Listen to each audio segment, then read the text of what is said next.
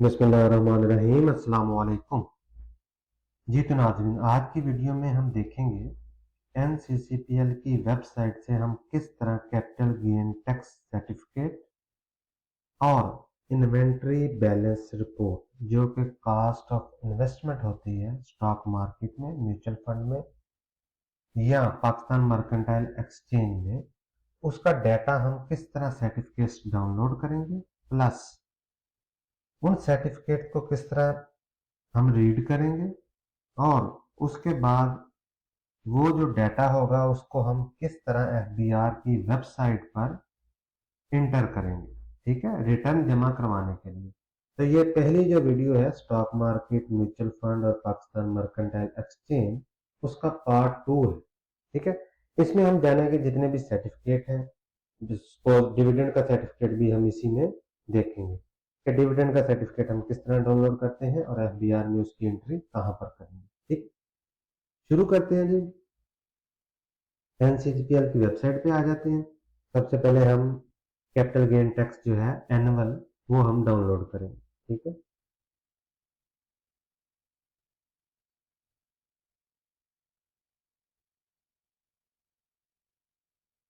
जी तो यहाँ पर हमने आ जाना है UIS लॉगिन, इसको क्लिक करेंगे तो ये देखें जी, इस तरह का डाटा हमारे पास सामने सामने आ जाएगा।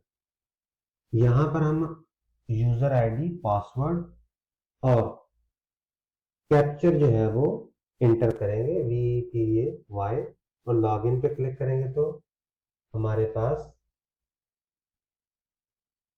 लॉगिन करने के बाद ये हमारे पास UIN इंफॉर्मेशन सिस्टम NCCPL का खुल जाएगा, ठीक है।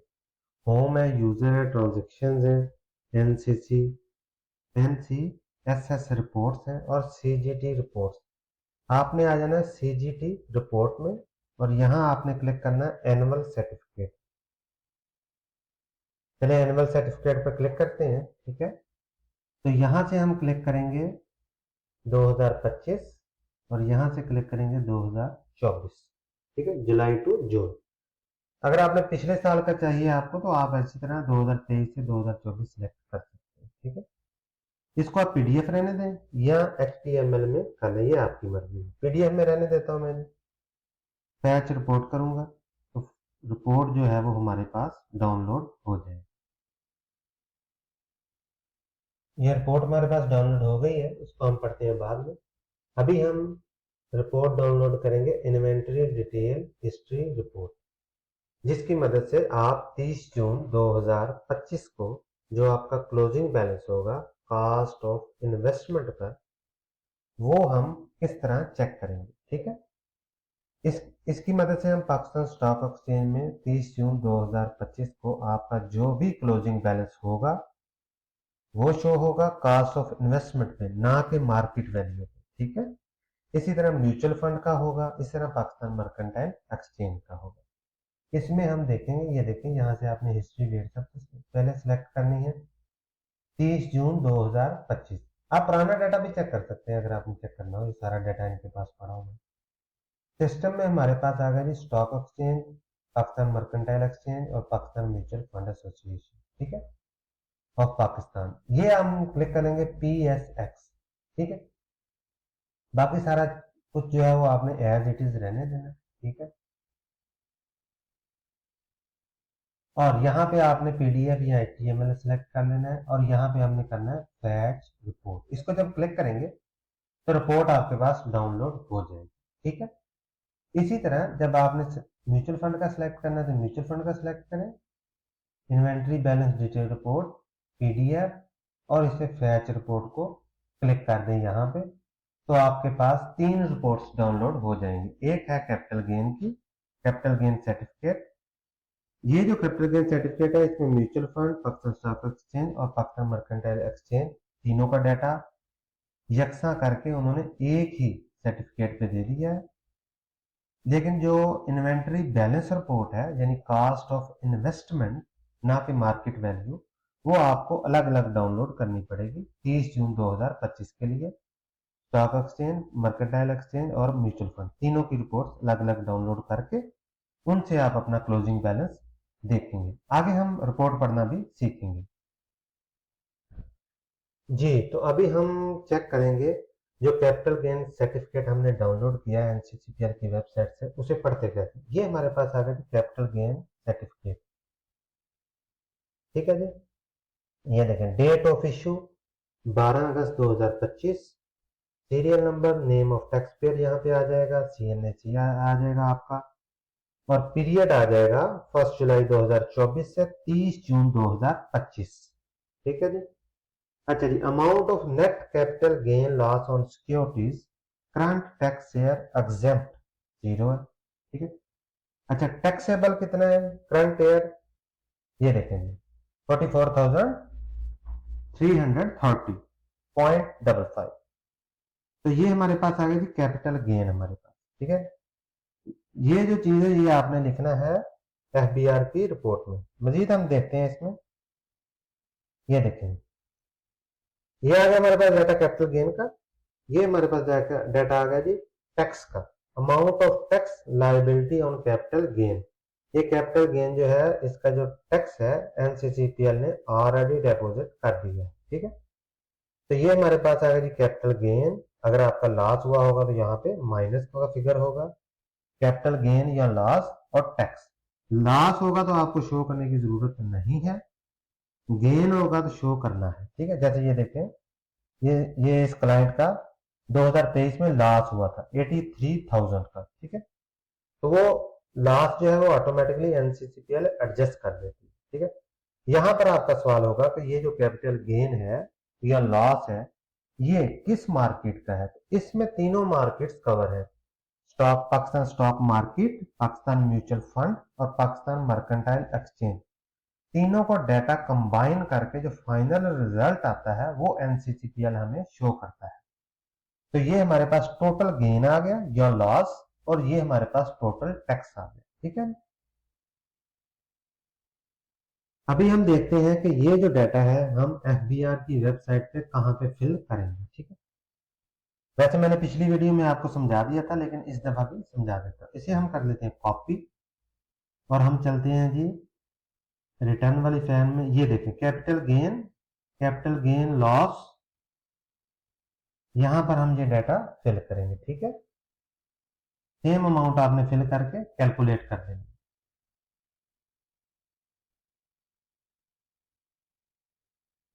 ये हमारे पास होगी पहली एंट्री।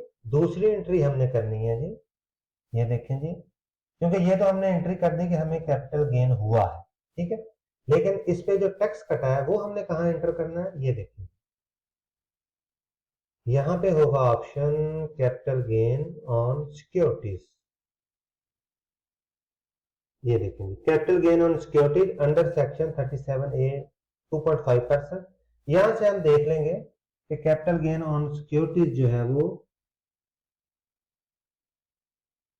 ये देखेंगे ये 5% पे है। ये अगर आपका पाकिस्तान मर्केंटाइल एक्सचेंज में अकाउंट है तो वो 5% के हिसाब से आप यहां पे लिखेंगे। ये 7.5% के हिसाब से कैपिटल गेन अगर हुआ है तो ये 15% के हिसाब से। तो अभी जो 2025 का है वो 15% के हिसाब से mutual fund, Pakistan mercantile exchange, collector scheme, जिसमें भी आपका हुआ वो आप यहाँ पे इंटर कर दें। ठीक है, यहाँ पे आप सिंपल वो डाटा इंटर करें। ठीक है, 44,000, और यहाँ से आप देख लें टैक्स कितना कटा है वो यहाँ से कॉपी करें और यहाँ पे एंटर कर दें।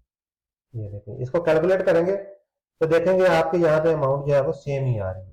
ठीक है, 6650 6649.58। ठीक है, दो दो डाटा हमारा क्लियर हो गया, यानी कैपिटल गेन का जो सर्टिफिकेट है वहां से डाटा हमने लिया और एफबीआर की रिटर्न में जमा करवा दिया। दो जगह जमा होता है, कैपिटल गेन में और फिक्स एंड फाइनल में उसका टैक्स जो है वो जमा हो जाना। अभी हम कंप्यूटेशन में देखेंगे तो आप देखेंगे वहां पे हमारा डाटा जो है वो ये आ रहा हो। ये देखिए,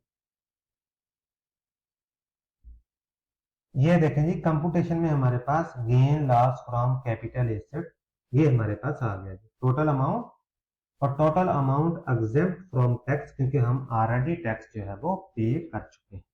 ठीक है जी, ये हमारे पास आ गया जी कैपिटल गेन का जो सर्टिफिकेट है, वहां से देख के हमने जो डाटा एंटर किया है।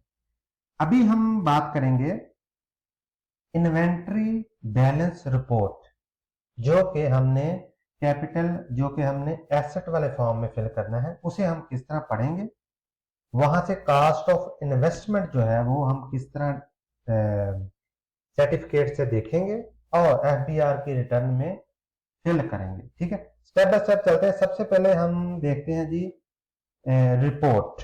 ठीक है, एनसीसीबीएल की वेबसाइट से जो हम ऑलरेडी रिपोर्ट डाउनलोड कर चुके हैं वो हम ओपन करते हैं और वहां से इन्वेंटरी बैलेंस रिपोर्ट में इन्वेंट कास्ट ऑफ इन्वेस्टमेंट वो चेक करते हैं। ये देखें, ये हमारे पास रिपोर्ट है जी, national clearing company of Pakistan. ठीक है, inventory balance detail report history, जो कि हमने ऑलरेडी डाउनलोड की हुई है। ये देखें, हिस्ट्री डेट कहां पे है, 30 जून 2025 को हमारे पास कास्ट ऑफ इन्वेस्टमेंट कितनी है स्टॉक एक्सचेंज में। ठीक है, तो ये देखें जी, इन्वेंटरी डेट लिखी हुई है, participant ID, CDS account number, UIN, symbol. Symbol का मतलब है जो भी शेयर होगा आपका, हर शेयर की अलग अलग डिटेल होगी। ठीक है, available quantity, price, share value, ये आप देख सकते हैं। ठीक है, ये सिंबल वाइज। फॉर एग्जांपल आपने 10 शेयर लिए हुए हैं, 5 लिए हुए हैं, 6 लिए हुए हैं, 1 लिया हुआ है। अगर आपके में एक भी शेयर लिया होगा तो उसका डाटा यहाँ पे अवेलेबल होगा। फॉर एग्जाम्पल आपने 15 लिए हैं, 20 लिए हैं, ट्रेडिंग करते हैं, इन्वेस्टमेंट करते हैं, जो भी कुछ करते हैं, 30 जून 2025 वाले दिन जो भी आपका डाटा अवेलेबल होगा कास्ट पे, आपकी कास्ट पे, ना कि मार्केट वैल्यू पे, वो यहाँ पे डिस्प्ले हो जाएगा। ठीक है, ये देखें, ये एक सिंबल है, अभी मैं आपको दिखाता हूँ, ये दूसरा सिंबल आ गया जी। ठीक है, ये देखिए, ये दूसरा सिंबल है, सिंबल वाइज टोटल ये हमारे पास आ गया जी। 301 का क्या मतलब है, तो 301 शेयर है, ये प्राइस है उनकी, किस प्राइस पे हमने परचेज किया है, और ये शेयर वैल्यू टोटल उसकी कितनी बनी है। ठीक है, ये है। अभी हम इसका टोटल देखते हैं और टोटल देखने के बाद हम चले जाएंगे एफबीआर की वेबसाइट पे, वहां पर हमने एंट्री कहां पे करनी है। ये देखेंगे, ये हमारे पास आ गया जी टोटल। ये इसके 5 पेज है, तो लास्ट वाले पेज पे ये लिखा होगा सिंबल वाइज टोटल, यानी वो सिंबल जो लास्ट में आ रहा होगा, ये देखिए मैंने हाइड किया हुआ सेंसिटिव इंफॉर्मेशन की वजह से। यूआईएन वाइज टोटल ये हमारे पास आ जाएगा, और यहाँ पे आ जाएगा सीएम वाइज टोटल। तो ये जहां पर डाटा होगा इस जगह पर वो हमारा होगा सीएम वाइज टोटल। यहाँ पे होंगे total shares, number of share, for example कितने भी नंबर हो सकते हैं वो यहाँ पे होंगे, उसकी जरूरत नहीं है हमें। यहाँ पे होगी उसकी वैल्यू, यानी cost of investment Pakistan stock exchange की। तो सीएम वाइज टोटल यहाँ पे आ जाएगा। यहाँ पे आपके सवाल होंगे, अगर मेरे पास मल्टीपल ब्रोकर का अकाउंट है, ठीक है, तो उसका डाटा कहाँ पे होगा, तो यहाँ पे ये टोटल होगा ना, ये सीएम वाइज 1, फिर सीएम वाइज 2, फिर सीएम वाइज टोटल आ जाएगा, अगर आपके पास मल्टीपल ब्रोकर के अकाउंट हुए तो। ठीक है, एनसीसीबीएल की वेबसाइट से आपको सिर्फ एक ही सर्टिफिकेट मिलेगा, वहां पर टोटल आपका कास्ट ऑफ इन्वेस्टमेंट मिला होगा, यहाँ पे लिखा होगा। तो ये लिख लेना है सीएम वाइज टोटल, और यहाँ पे होगा कास्ट ऑफ इन्वेस्टमेंट। ठीक है, टोटल आपको हिसाब करने की जरूरत नहीं है कि प्लस माइनस करते जाएं, ये शेयर इतने का है, ये शेयर इतने का मैंने कॉस्ट पे लिया है, ये शेयर इतने की कॉस्ट पे लिया, नहीं। यहाँ पे उन्होंने टोटल ऑटोमेटिकली हिसाब करके यहाँ पे लिख दिया। ठीक है, वो डाटा हमने कहा जी लिखना है, वो एफबीआर की वेबसाइट पे आ जाते हैं। ठीक है, ये देखें जी, वेल्थ स्टेटमेंट में हम आ जाएंगे, पर्सनल एसेट में क्लिक करेंगे और यहाँ पर लिखा होगा investment account, bond, certificates, funds, deposit, shares वगैरह वगैरह, यानी stock market, mutual fund, bank account, जो भी आपके पास होगा उनका क्लोजिंग बैलेंस हम यहाँ लिखेंगे। ठीक है, फॉर एग्जाम्पल मैं क्लिक करता हूँ, यहाँ हम लिखेंगे अपने स्टॉक एक्सचेंज, या अपना सीएनसी लिख दें, या सीटीसी का जो आपका अकाउंट नंबर है वो लिख दें। मैं समझाने के लिए आपको फॉर एग्जांपल ये लिख रहा हूँ। ठीक है, यहाँ पे हम लिख देंगे फॉर एग्जांपल पीएसएक्स, ठीक है, स्टॉक एक्सचेंज, और नीचे लिख देंगे फॉर एग्जांपल आप यूबीएल के थ्रू कर रहे हैं स्टॉक मार्केट में, सीडीसी का लिख दें। ठीक है, जो भी डिटेल होगी वो प्रॉपर लिख दें आप यहाँ पे। ये मैंने आपको सिर्फ समझाने के लिए, क्योंकि वीडियो बहुत ज्यादा लंबी हो गई है। ठीक है, ये देखें, यहाँ पे हमने लिखना है वो डाटा जो हमने उस सर्टिफिकेट से लिया है। ठीक है, तो यहाँ पे हम एंटर करेंगे वो सारा डाटा, और ये हमारे पास आ गया जी क्लोजिंग बैलेंस। इसी तरह हम म्यूचुअल फंड का भी लिखेंगे, इसी तरह मर्केंटाइल एक्सचेंज का भी यहाँ से प्लस करके लिखते जाएंगे। ठीक है जी, तो ये हमारे पास दो